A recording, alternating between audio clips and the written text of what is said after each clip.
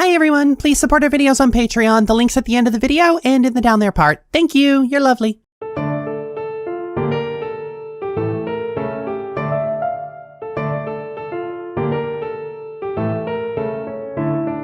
You know,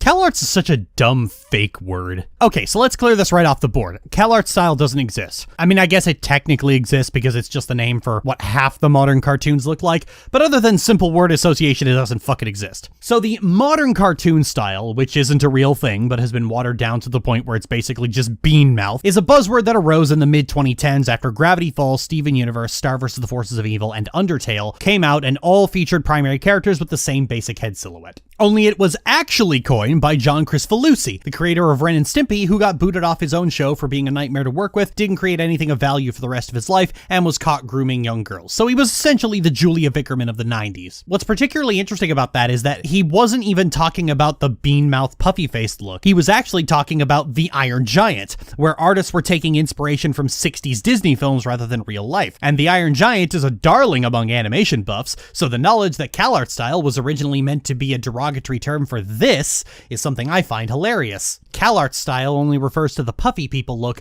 because of memification. In reality, Toby Fox went to Northeastern University and Rebecca Sugar went to the School of Visual Arts in New York. Alex Hirsch and Darren Nefsey are the only ones who actually went to Calarts, and yet they all had suspiciously similar art styles. I wonder what could actually be inspiring the bean mouth and puffy cheeks look.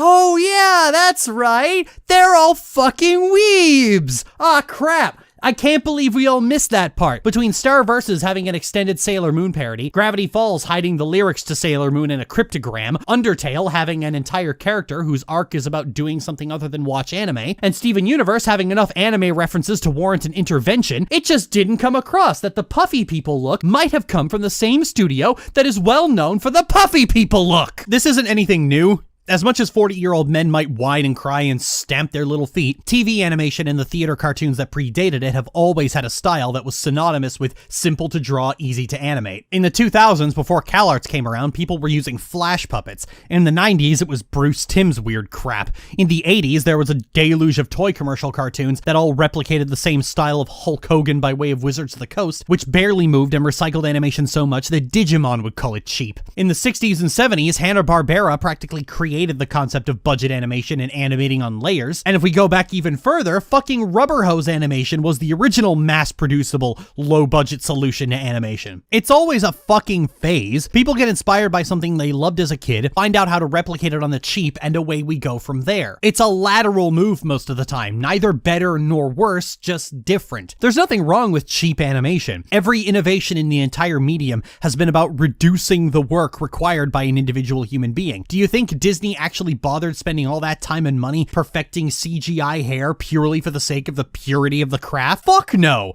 It was so they could animate in hours what previously would have taken weeks. It's why Tangled is the single most expensive animated film ever made. The goal of any push forward in animation is to make the animation better at lower financial and human cost. Especially TV animation, which has much lower budgets. The ultimate goal for any TV animation is to just look fine, because at the end of the day, everyone knows the writing and characters are going to be what sticks out to people. Part of the reason why some shows get slammed for mediocre animation is less about the animation itself. Audiences let animation errors off all the time. Frozen had a minor storm in a teacup where Elsa's braid clips through her arm that was conveniently hidden by the camera, and while people whose entire personality is hating the current thing through an absolute fucking nightmare tantrum over it and the very notion that three women who are all related have similar facial structures, most people didn't give a fuck. How much did they not give a fuck? $1.2 billion worth of fucks not given. And you know why? Because it wasn't the dance people were running into the ground like a child-friendly version of All I Want for Christmas Is You. Instead, It's when shows and films have mediocre writing and character work is when people start picking at animation issues that could have otherwise overlooked. The Chronicles of the Ever-Shrinking Peridot was a common refrain of critical fans of Steven Universe, but while the animation of Steven Universe was mediocre, it only stuck out to people because everything about Steven Universe was mediocre. Mediocre writing, pacing, composition, everything except the voice acting, because that was the one thing the executive producer wasn't cheaping out on. And it decided that it was going to be a show with mediocre animation that also wasn't going to hire scriptwriters and instead leave that to the storyboard department,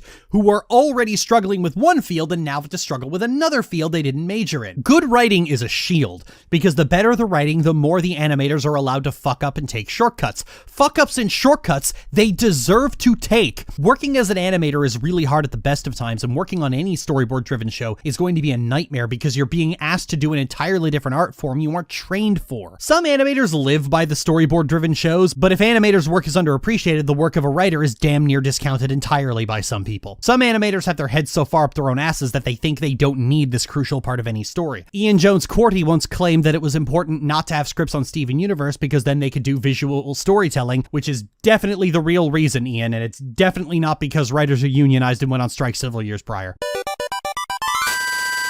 Every now and again, someone pops up with a plan to revive hand-drawn animation with a new indie project that ultimately never succeeds in getting off the ground, and almost every single time, they focus so much on animation style that they forget why hand-drawn animation died in the first place. It was the writing and audience perception, an audience that decidedly doesn't read your indie blogs and isn't passionate enough about animation to look for indie projects in the first place. At the end of the day, Joe Popcorn thinks 3D films are more for them because Shrek was more for them, and 2D films are for the ickle kiddies because Cinderella was for the ickle kiddies. Master Skywalker, there are too many of them. What are we going to do?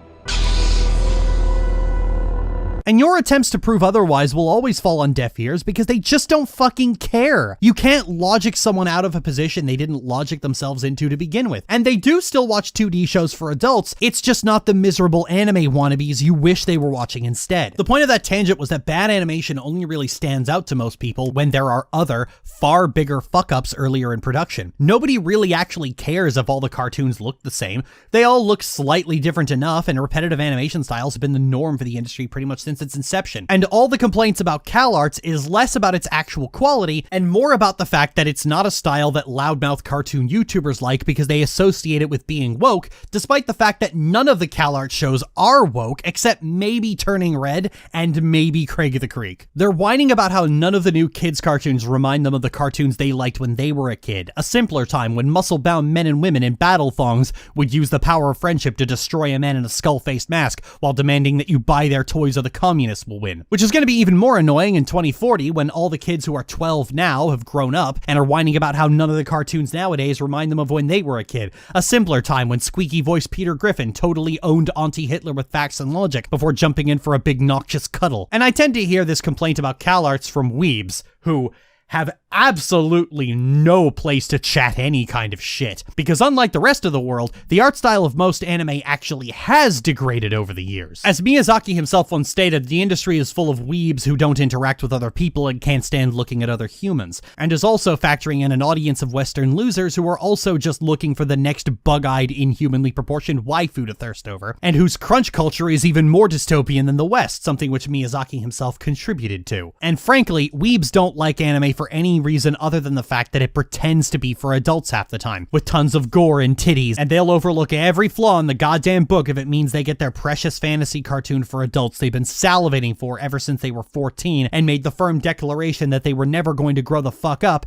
and were determined to stay a 14-year-old well into their 30s, to the point that they're still attracted to 14-year-olds. Animation quality is always the wrong argument to be having, but when the fans of the worst animated medium in the entire fucking universe start chatting all kinds of shit, that's the point it's time to veer people back on course. If you hate Calarts, you don't actually hate Calarts. You hate what Calarts represents. An animation industry that is decidedly not listening to you, is not producing the melancholy drama that you insist will prove animation is for adults, is not producing something that will grow up with you, that has decidedly moved to the next generation of kids and is content to leave you behind. For years, cartoon fandom has been desperate for that show that will prove adult adventure fantasy animation can exist, and all the shows looking more like SpongeBob than Avatar makes that a really hard sell no matter what their content is. Because at the end of the day, Animation proved it could be enjoyed by adults a long time ago in various different permutations, but they're either fun for all the family Pixar films, shows for children that are just good in general, or crass comedies that can be summarized as like Family Guy but. What nobody wants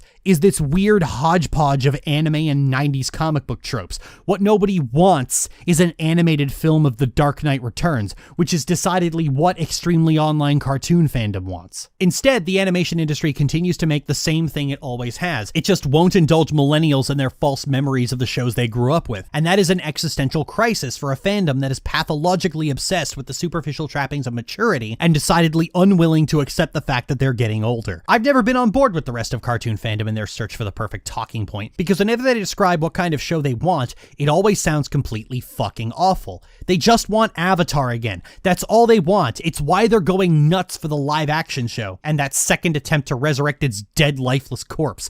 They just want Avatar again, but not the real one, the fake one they imagined in their head. Is it any surprise they hate the decidedly friendly, light-hearted, puffy, bean-mouthed people? I keep coming back to this when I think about it. Calarts style gets impotent rage from pathetic sacks of shit all the time, but Thundercats Roar got a ton of vitriol over Calarts style. And if it was always odd to you that this one in particular got so many people so furious at a trailer showing nothing but the art, then you'd like to know that just 7 years prior, somebody tried to make a Thundercats Avatar-esque anime, and it bombed horribly because Thundercats is built around toy sales, and making a dramatic anime out of it makes it damn near impossible to sell toys for it. But it was superficially serious, and so pathetic sacks of shit got way too emotionally attached to it. And there's this mythology that Thundercats 2011 was screwed over by the network, but that was actually just little more than copium for sad baby men. In reality, its ratings doubled just before the toy line was discontinued. Roar actually was screwed over by the network, but you never hear people talking about that. Instead, they gloat over its failure. Both shows lasted the same amount of time, and yet the reasons they failed are conveniently swapped by losers who can't accept that nobody wanted their crap to begin with. Just some food for thought. Oh, and Teen Titans Go is infinitely more popular than the Teen Titans you grew up with, so there's also that. Bye!